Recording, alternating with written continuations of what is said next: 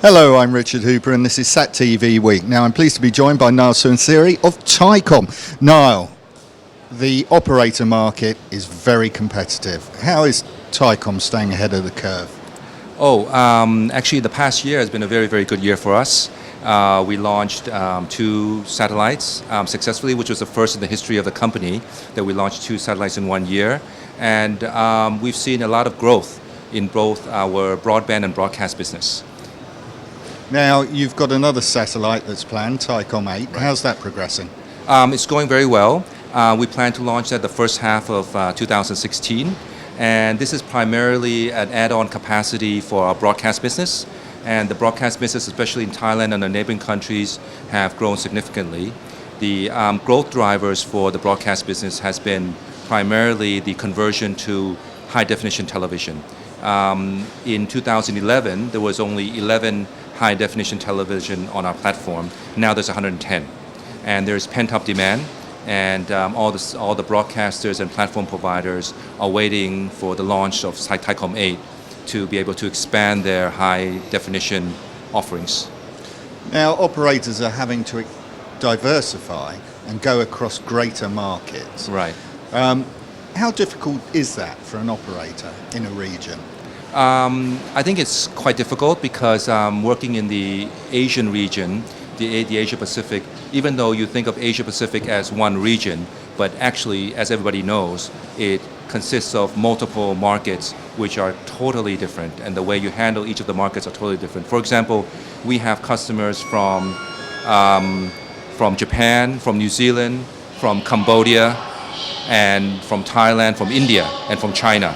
So we have to treat each of the markets differently. You have to really understand the customer's needs on each of the markets. One of the areas that we think that we have made the right decision is we have put people on the ground. So we're a satellite operator that actually have offices and people in 10 countries in Asia Pacific, manned by locals. So this gives us an edge into getting very, very close to the marketplace and understanding the sensitivity of each of the markets. Now, a lot of people are talking about the satellite industry being very challenging at the moment. Do you agree? Yes, it's still challenging, and you have to know what you're doing. But I think the most important thing is to have a very good positioning. You have to know what you're good at, and you have to stand firm. And for us in Thaicom, we are not the biggest satellite operators in the world. We know that. So as a medium-sized operator, one of the most important things to do is to position ourselves correctly.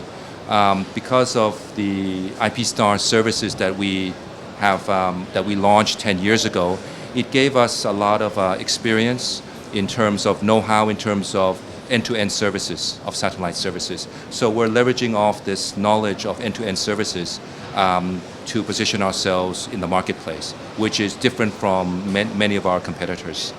Now, the satellite industry, particularly with the operators, is unlike any other industry. In the car industry, none of the competitors get on. But in the satellite industry, all the operators get on. Yes. Why is that?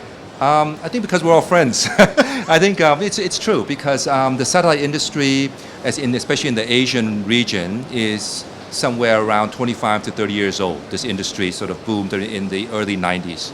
And there was one stage of a lot of growth and competition, everybody wanting to gain market share and gain access to the spectrum. And then there were some periods of oversupply where you have price wars and price competition. But then we start to realize that we shouldn't really compete with each other, but we should actually, there's more sense in collaborating with each other.